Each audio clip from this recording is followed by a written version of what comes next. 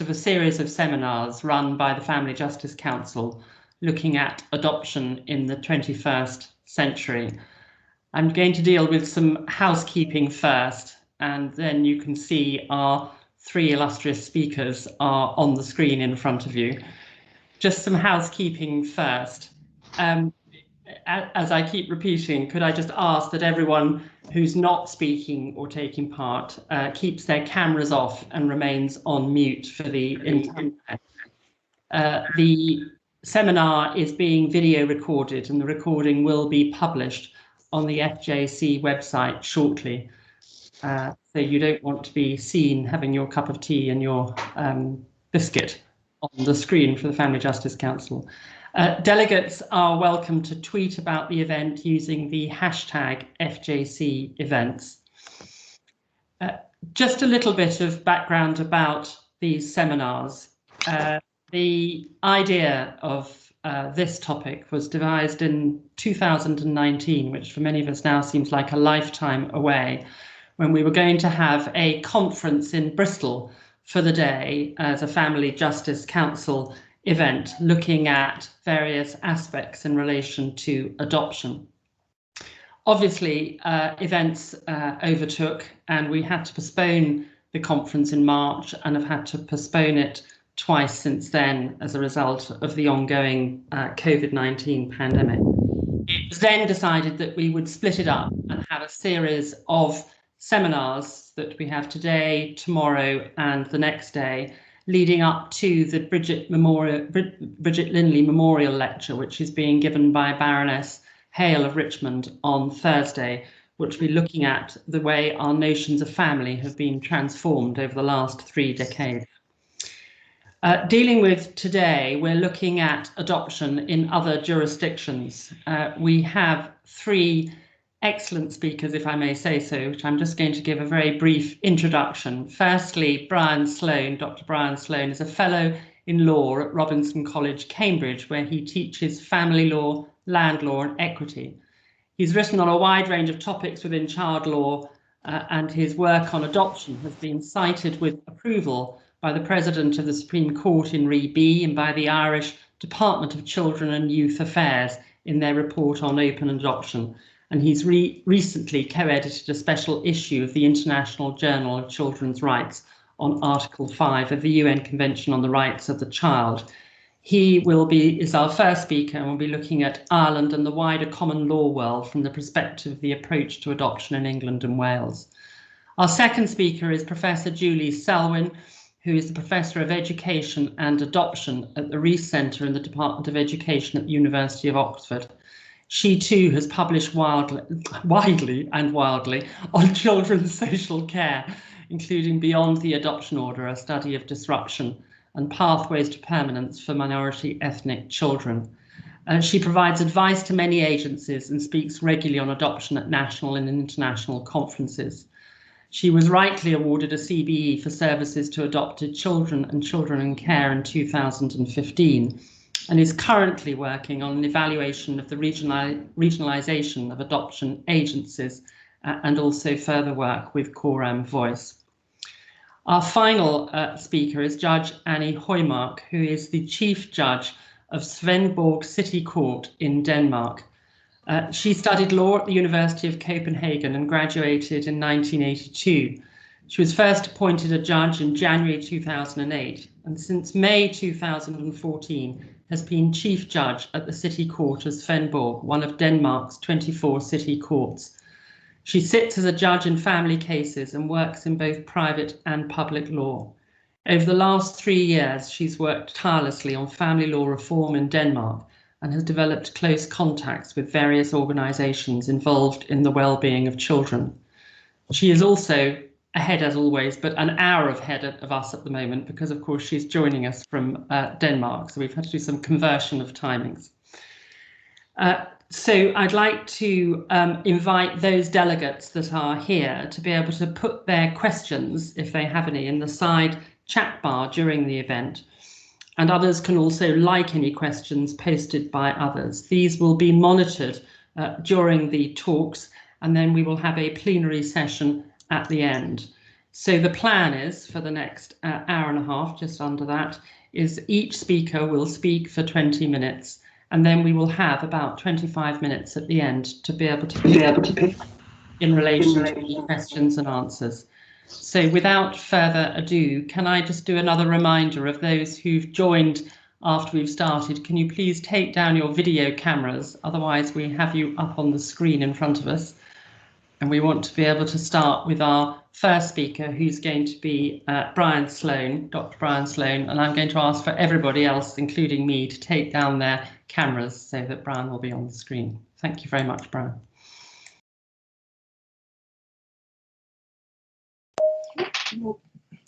Well,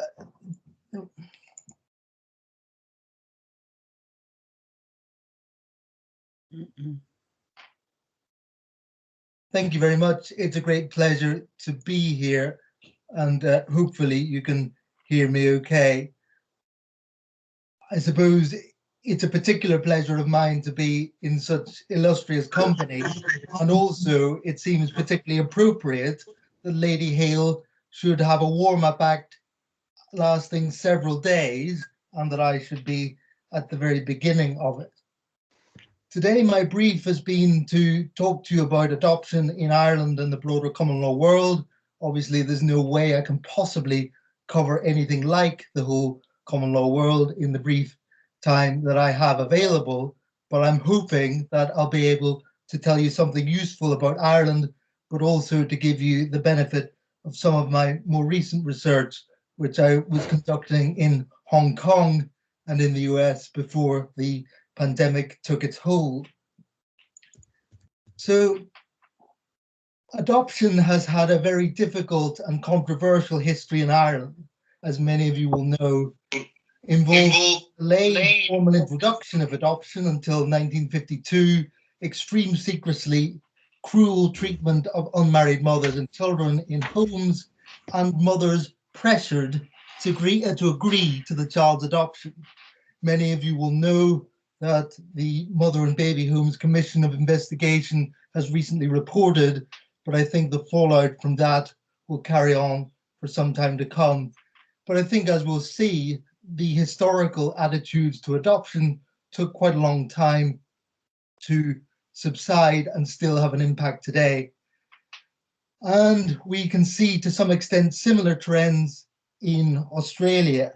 And I've put a reference on the slide to the forcible adoption of Aboriginal and Torres Strait Islander children and the placing with non-Indigenous families during the 1900s, which I think contributed to low rates of adoption in Australia as compared to the US and the UK. So I think there's very much a sense that the history of adoption has quite a long shadow, if I can put it that way. What about the numbers and the use of adoption? Well, many of you will be quite startled by these statistics. There were only 79 domestic adoption orders in Ireland in 2019, and you'll see from the slide that most of those were step-family adoptions. So we can already see that the character of adoption in Ireland is rather different from what we would expect in England and Wales from that alone. We can also look at the age profile, and you'll see there that although in England and Wales we've been placing emphasis on trying to get adoption to happen early in the life of a child, in fact, the age profile is much higher there in general. The numbers of children adopted from care have been historically low, but the hope is that they will increase due to legislative changes in Ireland that I'll discuss.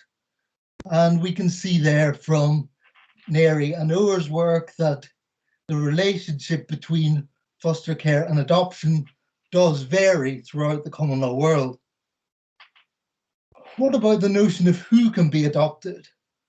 Well, I think very notably in Ireland, the significance of the previous Irish constitutional protection of the marital family meant that married parents couldn't place their children for adoption even voluntarily. So it wasn't merely the case that adoption practice centered on unmarried mothers and the children of those mothers, but to an extent that was actually written into the Constitution. Now, in principle, any child under 18 can be adopted, and there's no reference to parents' marital status under the Adoption Act 2010, Section 23, as it was amended in 2017. Should also make just a brief reference to the idea of adult adoption, which again is another concept that would be alien to us in England and Wales, but is actually available in most US states.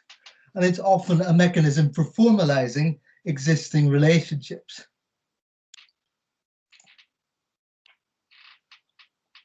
Another distinctive element of adoption in Ireland is the question of who actually makes the adoption order. It's actually the Adoption Authority of Ireland, which is a quasi-judicial body. There is court involvement, though, where there are issues regarding dispensing with consent and the involvement of the father. Of course, in the US, where the process has been described as universally judicial, we might say that that is closer to what we're used to. What about the actual status of child welfare or best interests in the adoption process? Well, there's been a move from best interest being the first and paramount consideration to being simply the paramount consideration in Ireland following the 2017 amendments. I've put the exclamation mark in there because, as many of you will know, the idea of treating the child's best interest as the paramount consideration is by no means straightforward, and that's particularly the case, I think, in the adoption context. Ostensibly, though, it is consistent with the requirements of the UN Convention on the Rights of the Child, Article 21. Significantly, the word paramount doesn't yet appear still in the Hong Kong Adoption Ordinance. Now we come to the issue of parental consent and the involvement of fathers in the adoption process. This will obviously be hugely contentious. There's a lot of detail there on the slide. In general, the previous threshold for dispensing with parental consent meant that the threshold was high, and that was seen as making the adoption unviable as a child protection measure. The general approach of the 2017 reforms, which took effect on the 2010 Act, mean that there's supposed to be a lowering of that threshold. And again, you can see some of the details there. I won't go into detail here, but I'm happy to answer questions. But I think what I would say is that much depends on the particular facts. I think there are amendments that might make adoption less likely to occur on particular facts in the 2010 Act as amended as compared to the previous law, but others will make adoption more likely to happen on particular facts. It's interesting that there is a fairly open textured discretion conferred on the court in Hong Kong about when to dispense with consent. So the Irish approach seems to be rather structured and to go into a lot of detail. The Hong Kong approach seems to be very open textured. I think we probably would say that we're somewhere in the middle with our test that the welfare of the child requires consent to be dispensed with. That at least does have some content, albeit that it's very much open to interpretation and has been. A related issue, of course, is the involvement of fathers in the adoption process. And some of you will know that this is a particular interest of mine. Now, it is still the case that the consent of a father who's not married to the child's mother, who is not a guardian or other person having charge of or control over the child, is still not actually required in the first place. So you don't even have to dispense with it. But I think significantly, the unmarried father is more likely to have guardianship, as they call it, now than in the past. And unlike in England and Wales, the unmarried father in Ireland can acquire guardianship without either the consent of the mother or a court order, based on a period of cohabitation with the mother.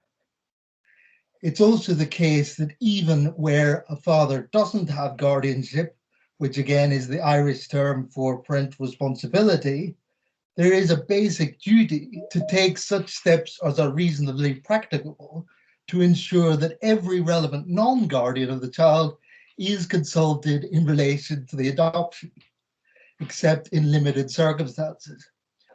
And as I point out in my 2020 paper, I think that's rather significant. Of course, in England and Wales, in most cases, the father will be involved in the adoption process, even if he doesn't have parental consent. But a lot of the content of that general duty to involve the father has been judicially developed. Whereas I think it's very significant that Ireland have written a requirement of involvement, except in limited circumstances, into the legislation themselves. Well, what about the voice of the child who's to be adopted? We would generally see this as being familiar in England and Wales, the general sense, insofar as practicable in respect of any child who's capable of forming his or her own views, to ascertain those views and give them due weight, having regard to the age and maturity of the child. They take a rather different approach in Scotland, where consent of the adoptee aged 12 or over is basically required unless the court is satisfied that the child is incapable of consenting. The general rule in the US is similarly to require consent of the adoptee of a certain age in the US, although the age varies between states. Of course, though, from the English perspective, we would say, well, actually, most of the children that we would regard as being suitable for adoption, certainly adoption from care, would be well below that age of 12, so that actually a formal requirement of consent for a child aged 12 or over wouldn't really make very much difference in England and Wales. But I think the comparison is interesting. What about the vexed issue of open or closed adoption? Well, there is still, formally speaking, a transplant model of adoption that's used in Ireland, as there is here. But I think it's significant that there is really no provision at all in Irish legislation for the exchange of relevant information or contact between members of the birth and adoptive families. So adoption remains, legally speaking, a closed process. And there are informal mechanisms through which information can be gained and contact can be facilitated, but it really doesn't have a legislative basis. And of course, it's the absence of information in respect of children who were previously adopted from mother and baby homes that's been one of the main points of controversy. The political future of the issue of the exchange of information about adoption in Ireland is, I think, uncertain and is likely to be contested. And I think, again, we can see that the history of adoption in Ireland has had a particular impact there. So I'm conscious that this has been a whistle-stop tour through the notion of adoption law and practice in Ireland and in a few other places. As I've said, I'm very happy to take questions if you'd like to ask me something, but I think I can draw some threads together, which is to say that adoption law and practice in Ireland has been heavily influenced by attitudes to the marital or natural family. It hasn't historically been seen as a viable child protection mechanism in the way that it has in other jurisdictions, including our own. As I've said, that is likely to change following the impact of the 2017 amendments. But as I say, the law has changed in that respect, and I think practice is likely to change with it. As for the vexed question of open adoption, though, I think the future of that looks extremely uncertain. And I'll leave you with the slide that has lots of references on it, which I've referred to throughout the talk. As I say, I'm conscious that that was a very quick overview, and I'm happy to answer questions to the extent that I can. But thank you again for inviting me. I'm very much looking forward to the other presentations this week. Thank you very much. Thank you, Brian. That was extremely helpful, and as you say, a whistle-stop tour. Can I ask Julie Selwyn to perhaps get her slides up on the screen? Julie's going to talk about domestic adoption in Europe, the tensions between consensual and non-consensual adoption, and the debates on children's and parents' rights. And Brian, if you don't mind taking your camera down, and then we'll all have our cameras up at the end for the question session at about 6:05. Thank you. Can you confirm you can see my slides? Yes, we can. I can. Good. Well, I'm delighted to be speaking as well, and I'm picking up some of those themes from Brian's talk. We didn't know what each other was going to be speaking about, so it's interesting that we have very similar thoughts about things. I think the first thing I should say is that there are many difficulties in comparing practice across Europe. Adoption is a national concern, and there's no EU common policy. It's understood differently in different countries, so there is still simple adoption, where financial and legal ties remain with the birth parents, and full adoptions, where all responsibilities are transferred. But I think one of the key differences I'm going to be talking about is whether adoption is integral to a child protection system, or it's still being used to meet the needs of infertile couples and infants. I suppose another thing I should say is that the data across Europe is very poor. There is no requirement to collect it across the EU. So we have here the data from 2004 to 2014, and you can see that adoption, all different types of adoption, is decreasing in all countries. But the proportions of domestic and inter-country adoption vary by country. So if you look at Portugal, for example, 99% of their adoptions are domestic, and 1% is inter-country. In comparison, Sweden and France have only 20% domestic and 80% inter-country. We can also look at the numbers. This is 2014, when the UK was seeing quite high numbers of children adopted from care. But even this doesn't tell us the whole story. We can't see how many of these adoptions in the other countries are child adoption or adult adoptions, as Brian has commented on. We can't see how many are the simple type or the full, and we can't see how many are relative adoptions, because the majority of domestic adoptions in France and Germany are relative adoptions. We can also look at them in a different way. If we look at them as a proportion, as a percentage of the number of children adopted per 100,000, this gives a rather different picture. In this kind of mapping, Bulgaria has the highest number of, the highest proportion of children adopted, 58 per 100,000 children. Denmark has 53 per 100,000 children, and just for a comparison, the UK is only 33 per 100,000 children.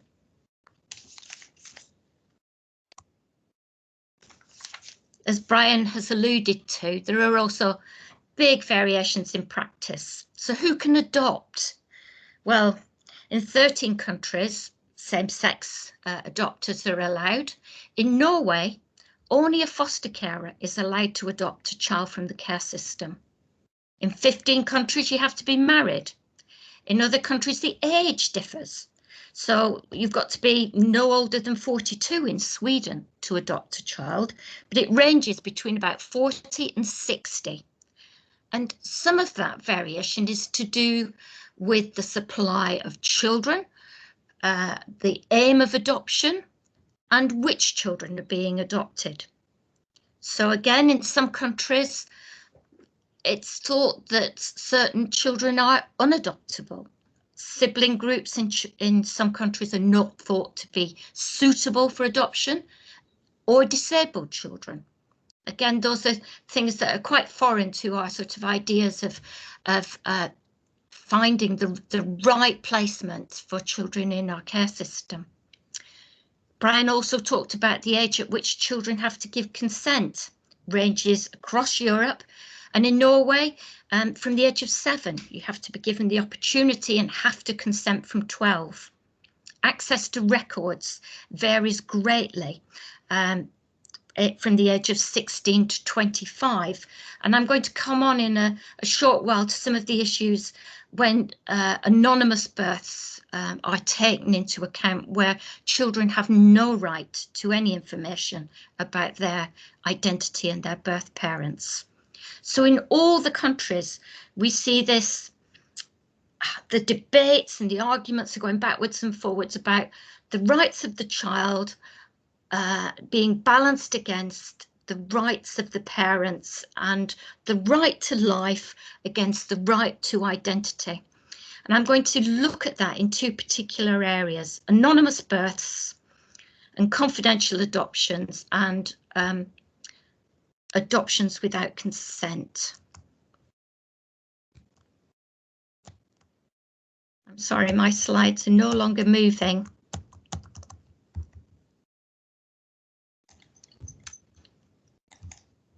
Let me just see whether we can find some help for you, Julie. Hang on a second.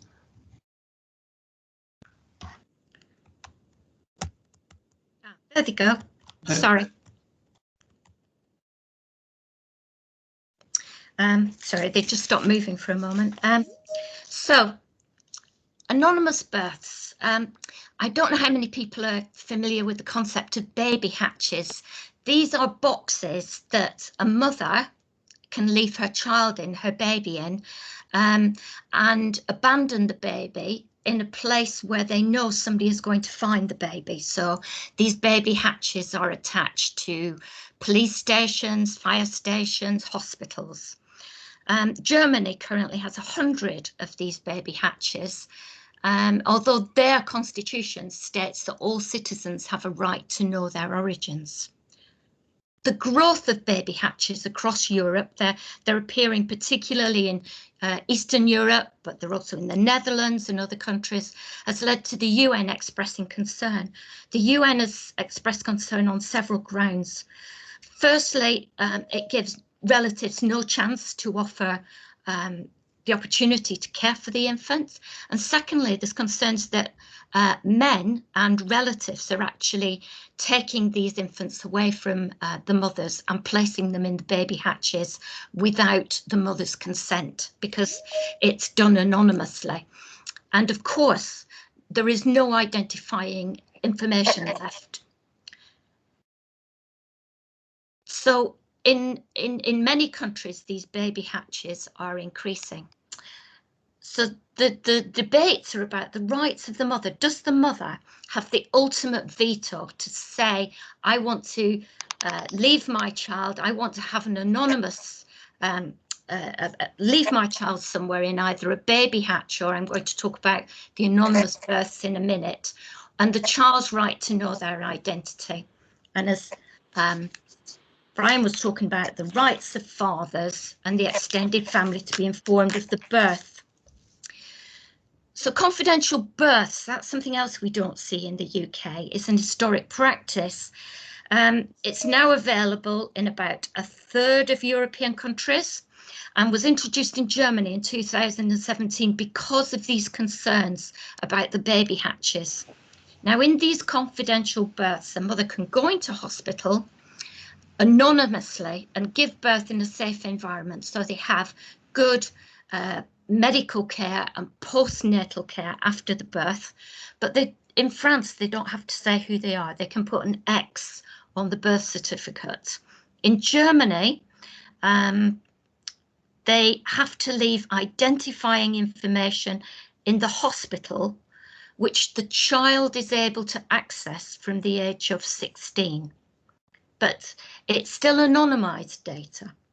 There's no names or anything like that, but there are some details about why the mum is having this confidential birth.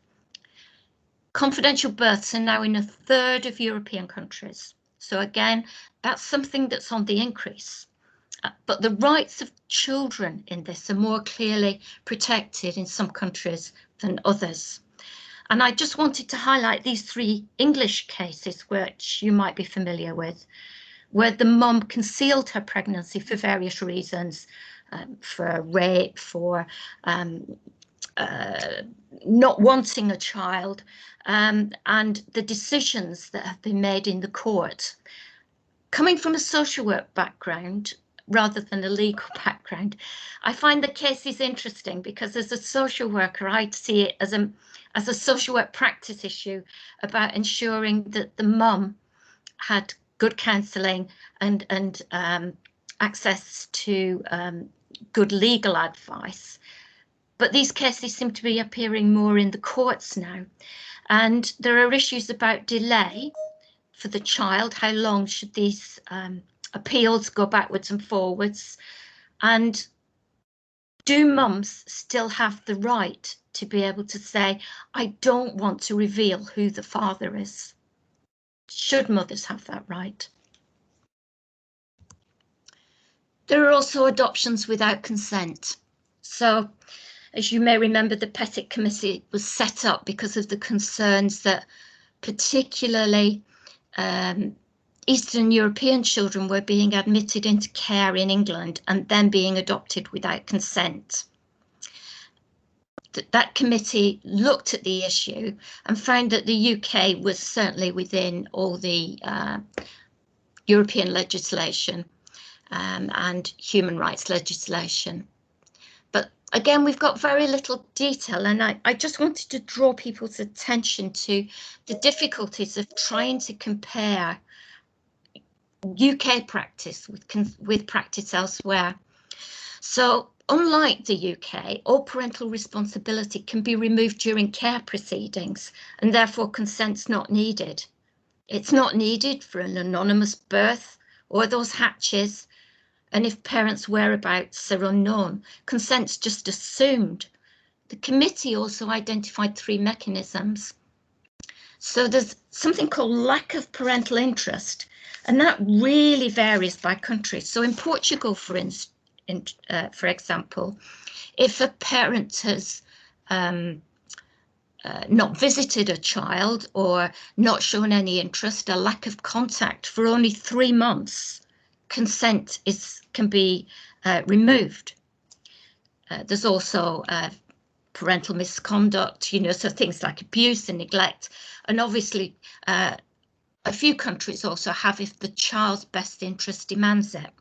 So all European countries allow adoption without consent. So every country allows it, but very few exercise the power in the same way as the UK does, in the same way as making adoption central to the care system. But things are changing, as Brian alluded to.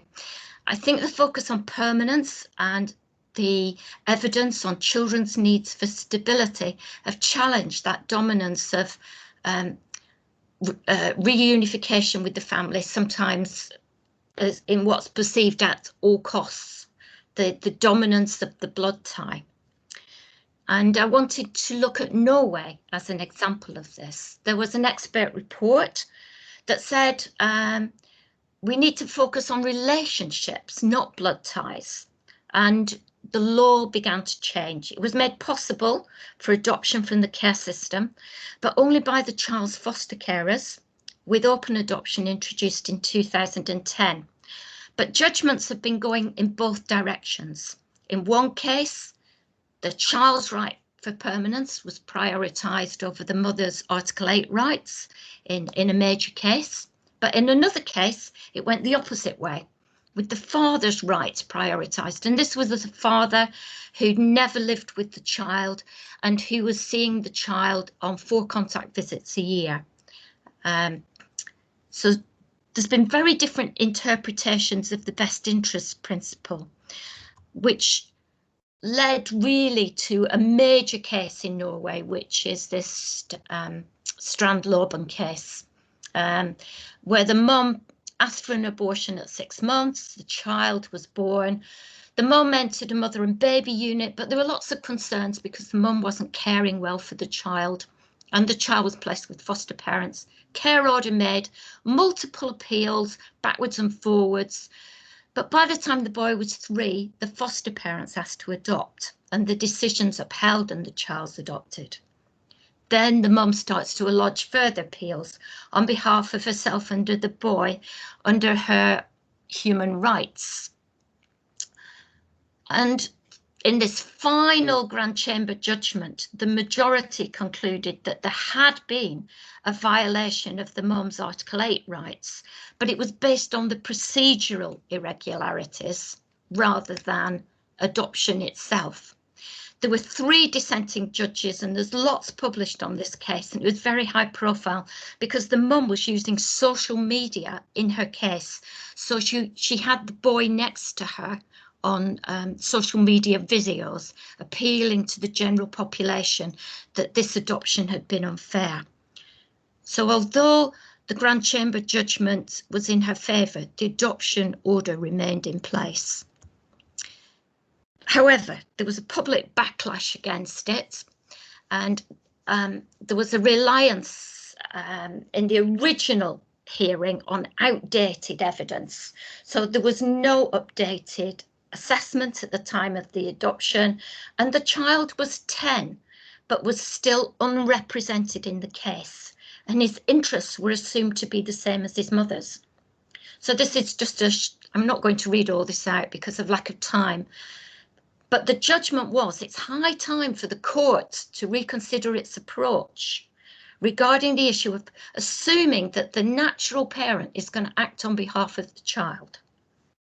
So children should have their own best interests regarded, and there needs to be changes in procedural practices.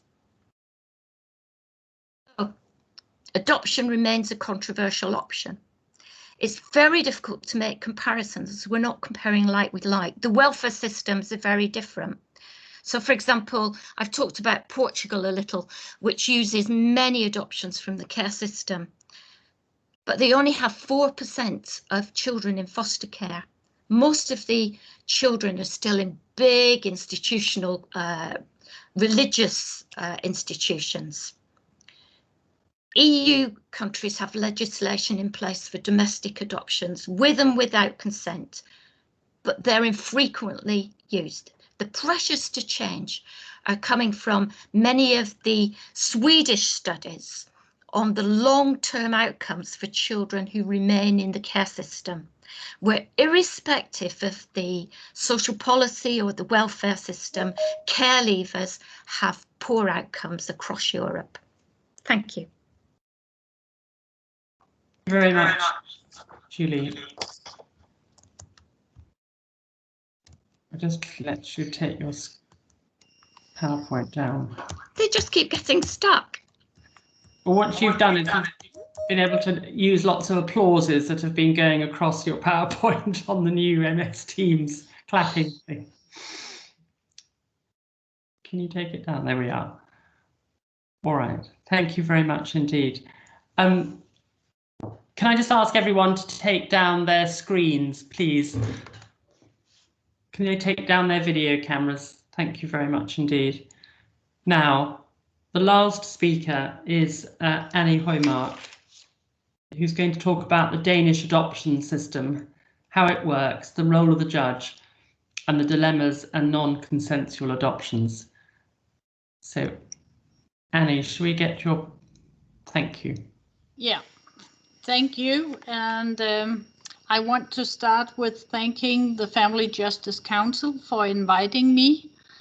I'm very honored to be with you and get this opportunity to tell you something about the system with non-consensual adoptions in Denmark.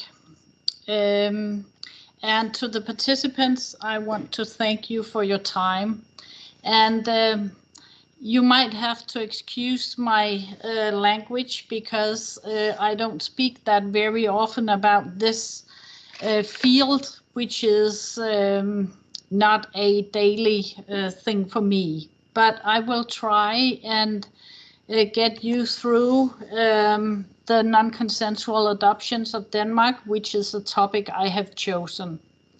I've chosen this part because it's very, very actual, a big thing in Denmark right now, because the government have been out with a wanted reform of this.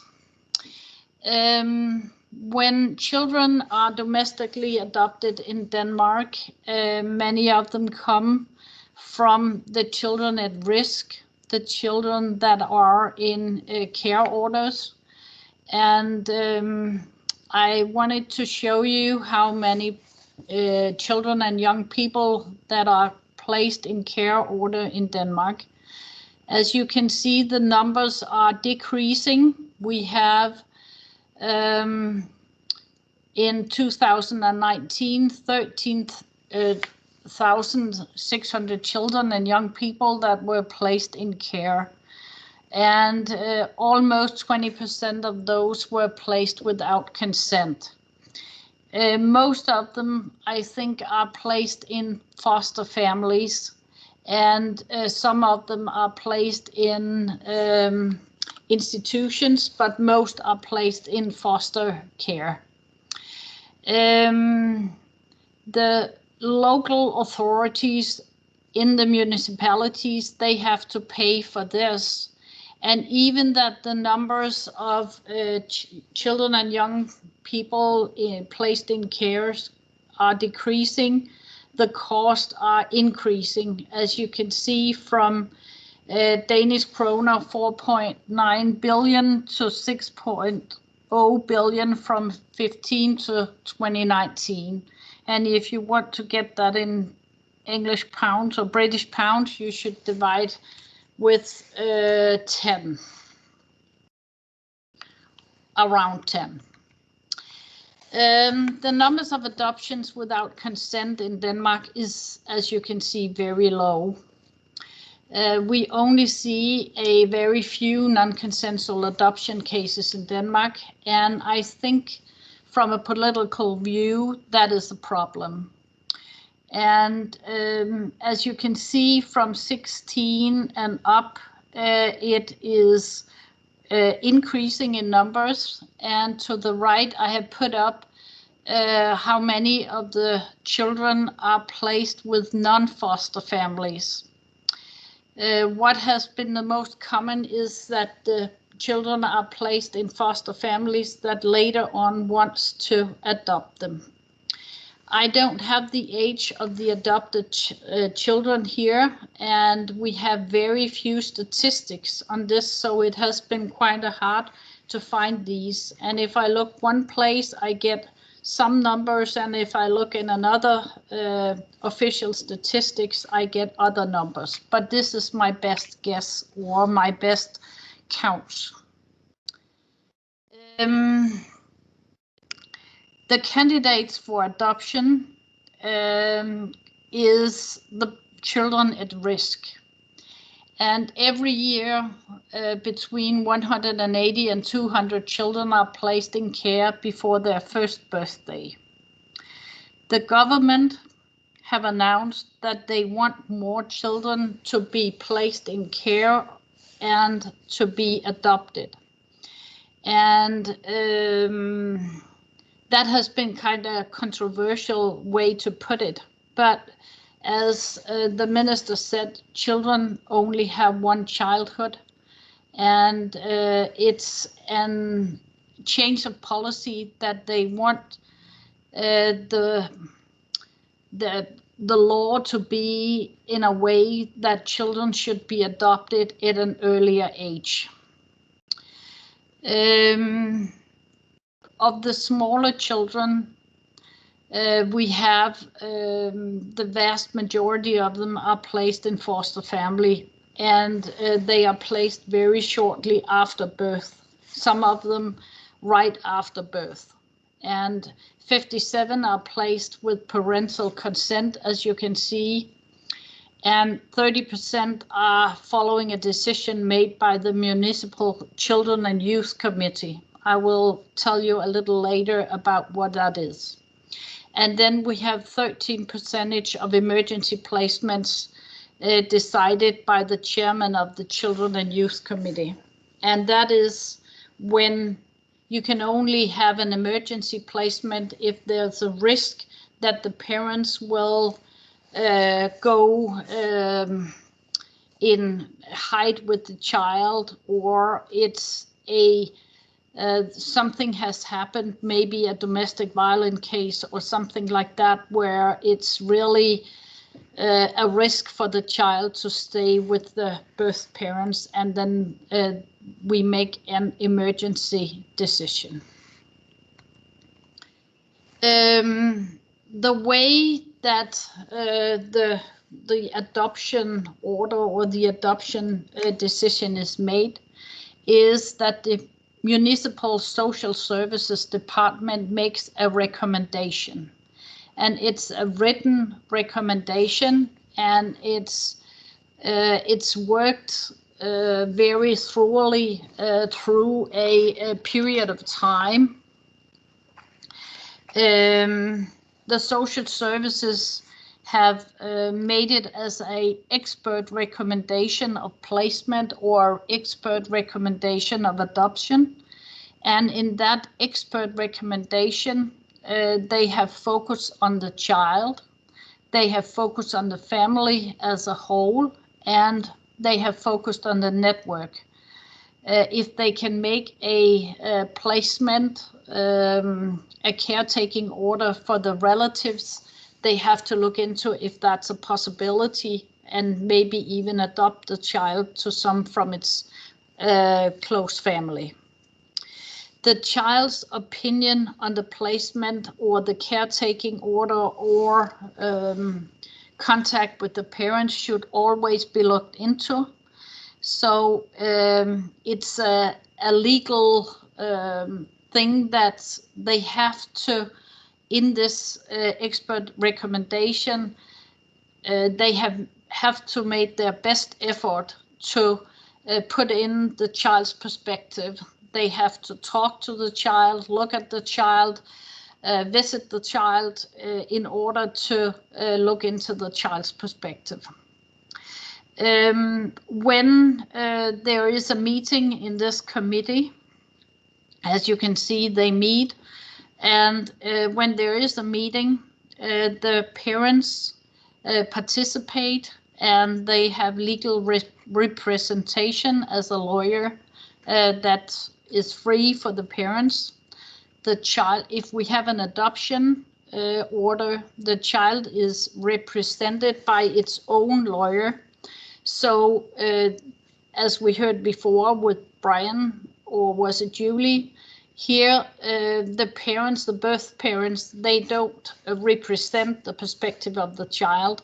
The child has a status of its own and has a legal representation of its own. And if the child is above 12 years old, 12 years or older, it's he or she is invited to come and speak for itself, and are represented too. And when the committee meet, it's a committee that are a judge who acts as a chairman of the meeting. I have done that in several meetings. Then we have 2 child experts, and we have 2 local politicians, and each of the participants have 1 vote. And in order to make a caretaking order or to make a recommendation of adoption, 4 out of 5 have to vote for it. when there is making, when this committee have recommended adoption, it goes to the National Social Appeal Board, which is kind of an adoption authority, as we heard about before. And it's independent under a minister, and it is making a decision whether they can approve adoption or not. And if the parents are not satisfied with the approval of adoption, they can appeal it to the court. But the important thing to notice here is that when the National Social Appeals Board have made their decision, the child can be placed in the adopted family. So it doesn't have to wait for the court to speak. The criteria for placement without consent are a clear risk of serious damage to the child's health or development.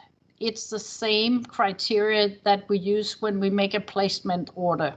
So if you could make a order for placed in care, you have one of the criteria for adoption fulfilled. Then it has to be rendered probable that the parents are permanently incapable of caring for the child. And then the most important, I would think, is adoption is in the best interest of the child in terms of continuity and stability in the child's life. And important to make especially rendered probable that the parents are permanently incapable of caring. That requires a parenting capacity assessment with a prediction assessment. The prediction, this prediction assessment is somehow similar to your risk assessment. It may be based on serious or chronic mental illness of the parent, but it can be mental retardation, prolonged abuse, and lack of parenting capacity established with older siblings. And I think the cases that we have had so far is where we see that the oldest child, or maybe the two oldest children, were put in care at a age maybe 3, 4, 5, 7, whatever, and they were doing very poorly. And then when it comes to the younger children, adoption is considered, and then we can come to a adoption recommendation. Adoption to the foster family is, as you can see in my earlier numbers, is the most common. And adoption by the foster family where the child is already placed is a solution that has been used in some situation. The condition here is that the child's bond to the foster family is so strong that it would be harmful to the child to sever such a bond. And then the foster family is willing to accept the child as their own, and it is what the child wants.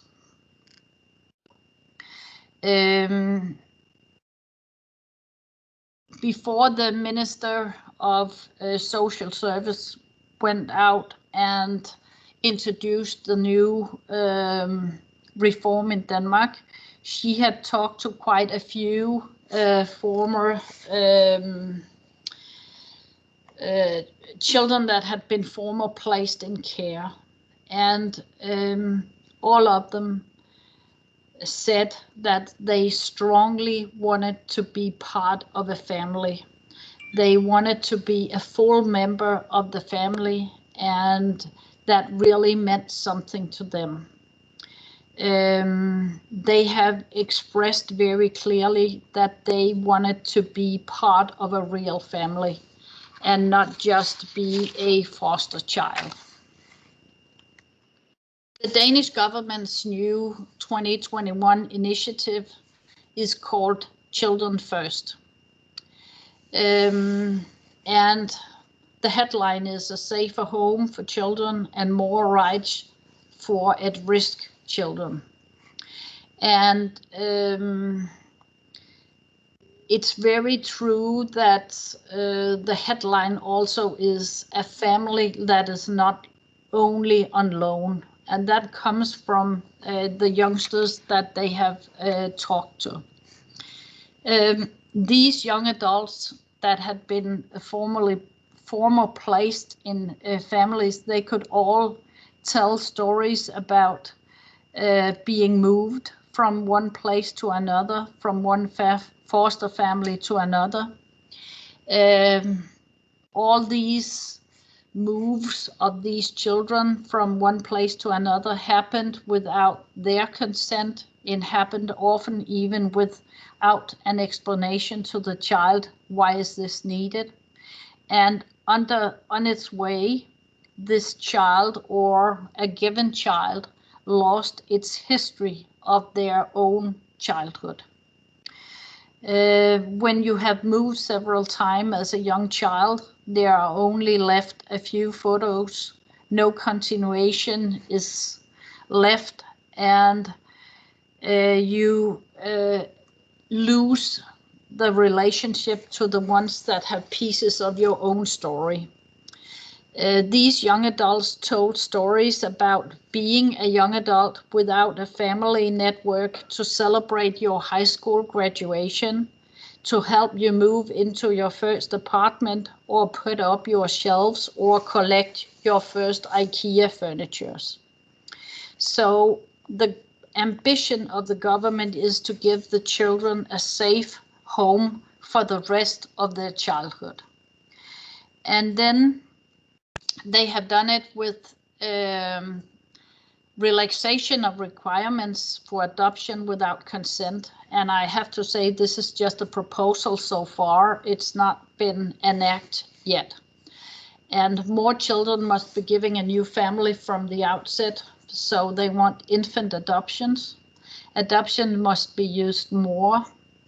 And they are talking about making the decision before the birth of the child, which would be quite earlier than what we see today. And then when a child has been placed in care for more than 3 years, adoption has to be considered. And they base it on Norwegian and Swedish studies that shows that adopted children do better than children placed in care on all parameters. And that has to do with their future and the set off for their future life. Other things that the government have proposed is that children should have legal standing in this committee, and in the case itself from the age of 10, where it's currently 12 now, and which means that they will have their own they will have a right to come and speak for themselves from the age of 10. And children should be allowed to refuse contact with their biological parents. Children over the age of 10 who has been in care for more than 3 years should be allowed to request to stay in care without throughout their childhood years, for the rest of their childhood. So children should have a right to speak for themselves and should be listened to. And another important thing is that foster families that adopt a child can receive the financial support for the first year of the adoption. so that it won't be financial needs that make this impossible. Dilemmas that are dealt with here in Denmark is that how should children's legal rights be strengthened without weakening the parents' rights too much. This is a balancing that I can tell that is every country is struggling with, the rights of the children balancing to the rights of the parents, the birth parents. There's no easy question to that, and the government tries to find the balance with their new proposal, and we don't know it will become an act yet, but we hope it will. We assume another thing with the children's rights and the parents' right is that behind all this there is an assumption that the public welfare system can do it better than the parents, than the birth parents. If we put children in care, we assume that it's best for them to be there, and it's better than it would be to stay at home with the birth parents, and even if the birth parents got a lot of help. It's very hard to make a proof of that. Another challenge is, can we find enough adoptive families, and can we find the right families? The foster families often get supervision and support and extra support for their child, and will they lose that if they adopt the child? That's a worry for many adoptive families, that they won't get the supervision and support that they need. Another really obstacle there has been is that the municipalities haven't been skilled enough to make these adoption cases. Often municipalities are small, and they are small authorities, too small to gain experience. And many of the smaller municipalities are in areas of the country where there are a fair share of the social problems. And how do we deal with that? Should we have a regional system, or how should we make adoption happen the same way all over the country? So even if a small country like Denmark, this is a challenge to deal with the legal act of this. And a question can be, does the decision rest with the right bodies? Is this committee and the national board, is that the right place to be? Many of you will probably think, is the local politicians the right persons to deal with decisions like this? Are they biased? I can say my personal experience is that they are not biased. The judge is a participant in the meeting in order to ensure the rule of law. And I'm not sure that this is the best system in the world, but so far it's the system that we have got, and I think it's working as it is, but I'm sure that a lot of things could be done to make this working even better. And I would be delighted to answer your questions if I can, but so far this was what I had prepared for. Thank you. Annie, thank you very much indeed for giving us a look through the window as to how adoption works in Denmark. Can I ask for Annie and Julie and Brian to put their cameras on so that we can all be on the screen, and we can perhaps move now to the questions and answers. There's Brian. All right, now, thank you all very much indeed. The first question, you may not have seen as you've been speaking, but the chat bar on the side has been quite busy with comments and questions that have been taking place. Can I ask one for you all, which has been posed by Maggie Jones? How is the adoption of sibling groups managed where older children can express a view, but younger ones may not be able or old enough to do so? Brian, do you want to start with that, as you've had the longest rest, I think? I suppose the advantage of the consent of the child, A, not being an absolute requirement in either England or Ireland, and indeed it being a necessary but not sufficient condition for the adoption even of an older child where it is required, means that essentially it's only one factor, and you can take that into account, but decide, I suppose, that if they are to be adopted as a family group, and that is to be the option that best suits all of their welfare, then it allows you to balance things appropriately. I mean, I suppose it's hard to comment without specific case examples, but I think in general that is in the nature of an open textured welfare test, meaning that it's only one factor. I agree with Brian, because it would also depend on the social work assessment, because, for example, the older sibling may be saying, I want to be placed with all my younger ones, but the assessment may be that that's not in the younger children's best interests. If, for example, there's sexually inappropriate behaviour going on amongst, from the eldest to the youngest, or there's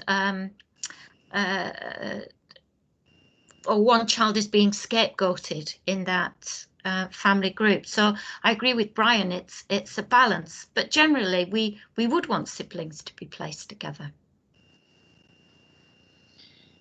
Yeah, I can say that in the assessment, it must be looked into whether a placement order should be for all of the siblings, and if you can, you would try to place them together. But some children can have a very specific need that's not the right place for the other ones, and then you can separate them, or the group can be so large that nobody can take, for instance, a foster family can't take the whole group, and then you have to split the group and then make sure that they have contact. Thank you, Annie. The next question is for Brian. I'm sorry if you can't see me. There seems to be a problem with the technology, but importantly, you can see our three speakers, I'm told. Brian, again, this is taken from the chat bar. Do you think the impact of the national apology for the mother and baby homes and an increasing focus on the needs of the child will drive any change in Ireland? Yes, I think we're only just beginning to see the fallout of that whole report, because there is even controversy over their treatment of evidence and their treatment of the testimonies of mothers who gave evidence in relation to that. So I think it really is one of the most significant features of the history of child law and practice relating to children in Ireland. So I'd be very surprised if we didn't see the effect of that carrying on for some time to come. Yeah. Julie, Annie, I don't know if you want to add anything from what Brian's just said. No, I think he's answered that fully, yes. All right, well, one for Annie, again from the chat bar. What's the role and priority of kinship care in Denmark? For example, care by grandparents with legal powers, duties to them to support the aim of permanence. Well, I'm not sure what the priority is. Of course, it's always looked into if there is a close relative that can take care of the child. And it could be grandparents and it could be other close relative. We call it network care. Yeah, I don't know if that answered the question. So within the wider family? Yeah, it could be a wider family. Yes, it could. It could be a sister of the mother. It could be I don't know if it could be a cousin. I'm not sure, but it could be wider family. Yes, it could. And do they have enhanced powers in this jurisdiction? There's a jurisdiction to make a thing called a special guardianship order, which gives often wider members of the family enhanced powers to be able to manage the day-to-day decisions for the child. No, I'm not sure we have that.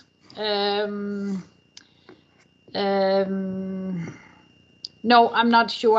I'm not sure. So I don't want to say yes or no.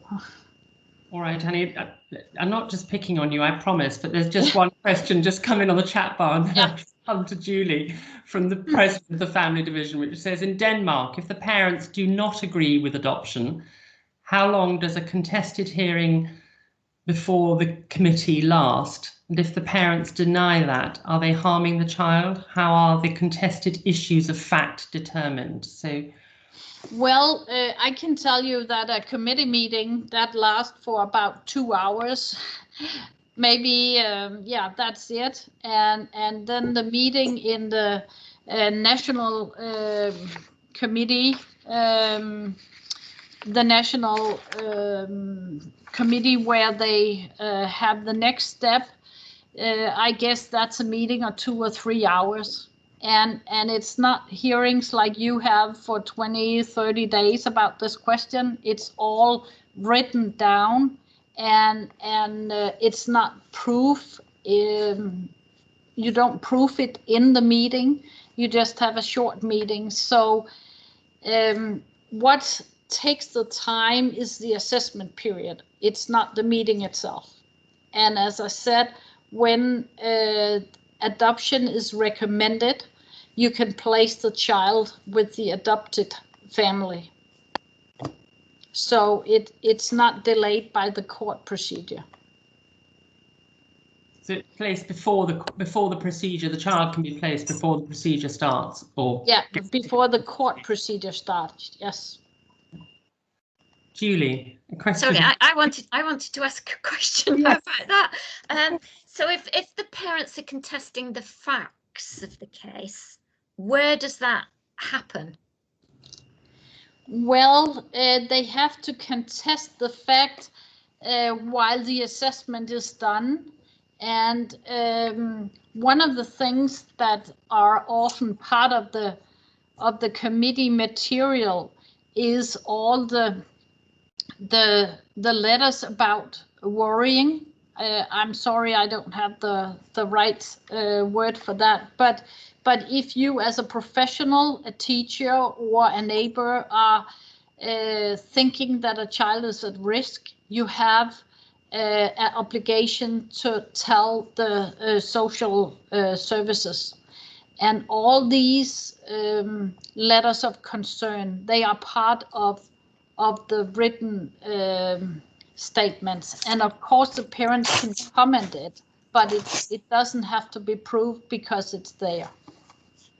And the social services look into it, but what is looked into most is psychological testing of the parents or psychological testing of the child, and It can be observation of in the home, but it's all written down.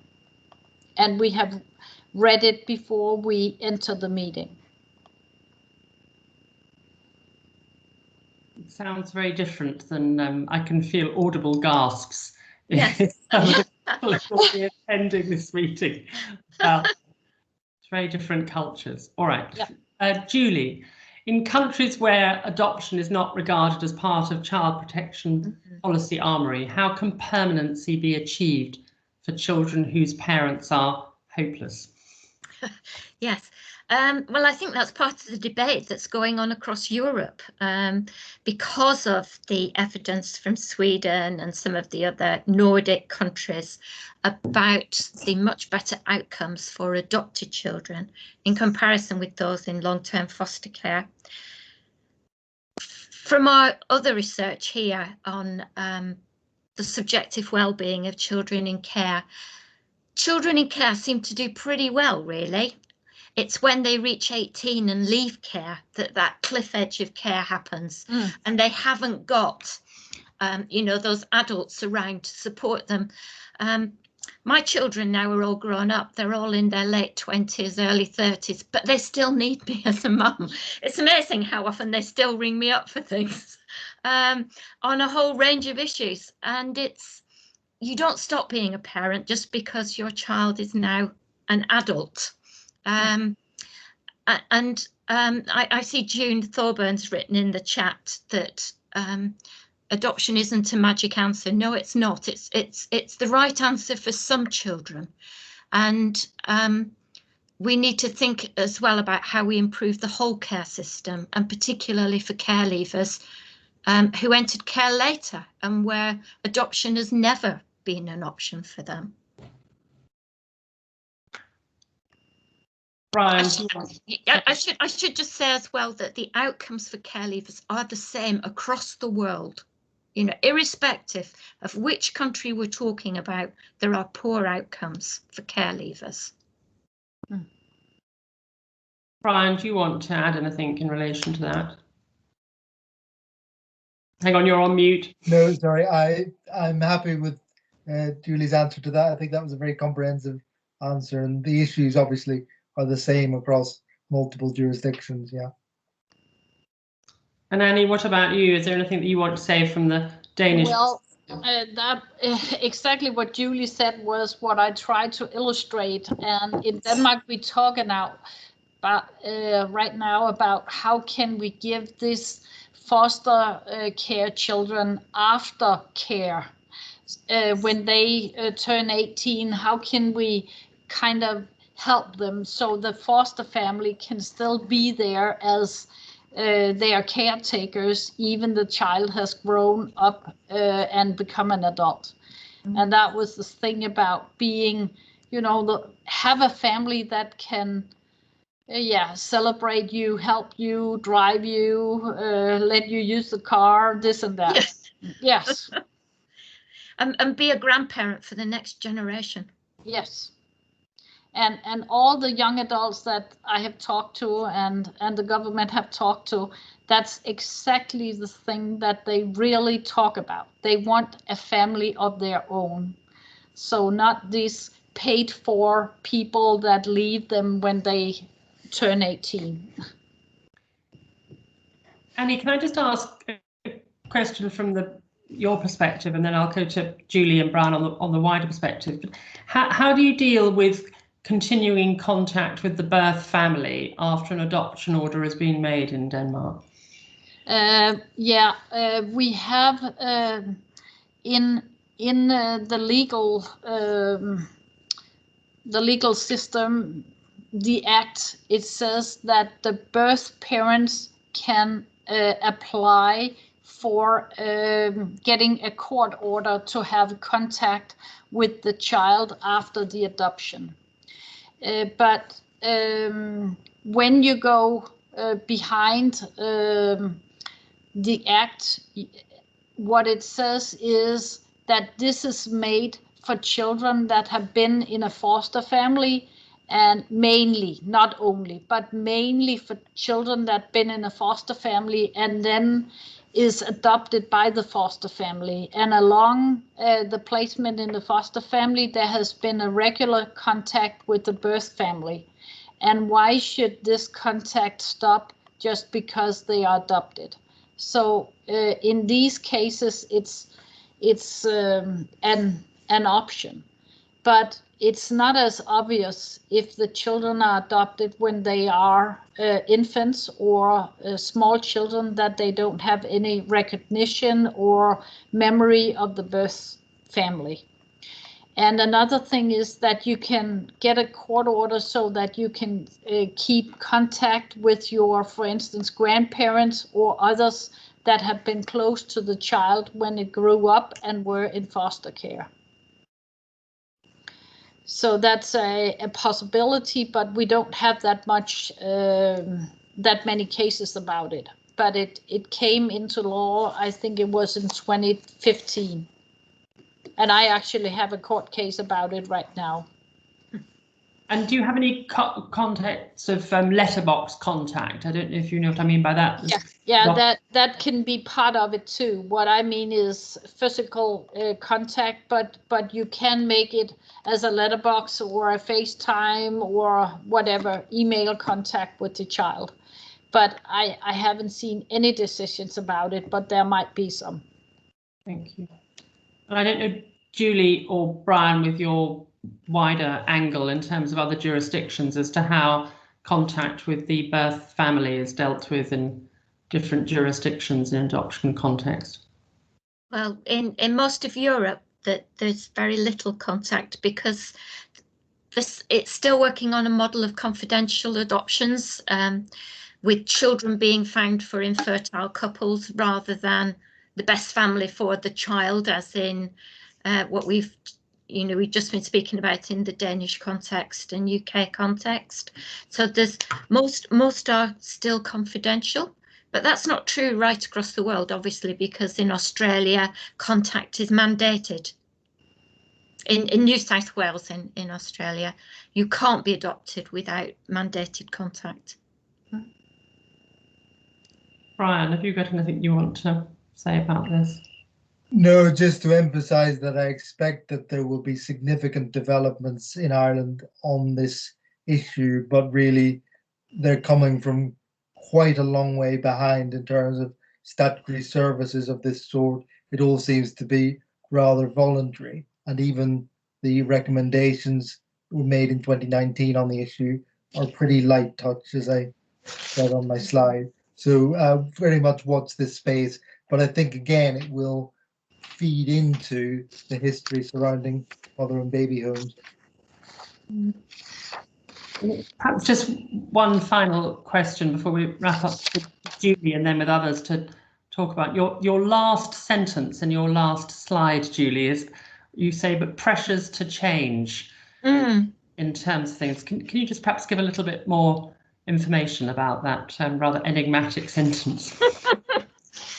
Well, I think the pressures are coming from various places. So there's the huge decrease in inter-country adoptions may put pressure on European countries to think about domestic adoption, because there'll be pressure from middle-class parents, middle-class couples wanting to adopt, and the supply of, sorry about the language, but the supply of children from Russia and from China has decreased.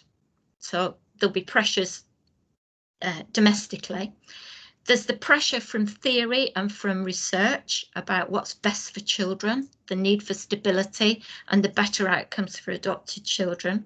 There's the pressures around just changing the nature of what we mean by adoption in the 21st century. We've just been talking about how our views of contact are changing, the rights of children to be separately represented, the rights of children to have a voice. All these will make adoption something that will be very different, I think, in the future. I don't know, Annie or Brian, whether you want to just add anything briefly in the closing minutes to what Julie has said. And Annie. Well, I agree with Julie that that domestic adoption will probably be some kind of a pressure, and as it is obvious in Denmark now, it's something that the government wants in order to protect the children. And I think these kids that's been former placed in care, they will speak up and they will ask for better solutions for the children to come. So I think it will come from the middle class parents, as Julie said, but it will also come from the children that need a better solution than they had for themselves. Thank you. And Brian, anything that you want to add to what's been said? Not much to add, I don't think, but just to emphasize how much I've enjoyed the discussion, and I'm very grateful to be. Thank you for your chairing. Well, a timely, we've got 3 minutes left. Well, I hope those who've attended have found this seminar, the first of 3, as fascinating and useful and insightful in terms of opening the window in terms of what goes on in other jurisdictions. It has certainly stimulated debate in the chat bar, and the discussion, I have no doubt, will continue and will feed into the seminars that will run during the week. So I'd like, on behalf of everyone who's attended, to thank our 3 speakers, Annie, Julie and Brian, for the enormous work that's gone into their presentations, and also for attending and delivering them all beautifully on time. So thank you very much indeed. And I hope that you'll be able to attend some of the seminars going on later on in the week. Can I just say briefly some thanks? These events don't happen without a lot of work by a few people, in particular Paula Adshed and Daphne Wilson from the Secretariat Support at the Family Justice Council have been working tirelessly to get this event going, and also Jenny Beck and Maria Kavanagh, who've been watching the questions in the chat bar. So thank you all very much, and very much look forward to seeing those of you who can attend the discussions and the seminar tomorrow afternoon. Thank you very much indeed. Goodbye. Bye-bye. Thank you. Bye, Brian. Bye.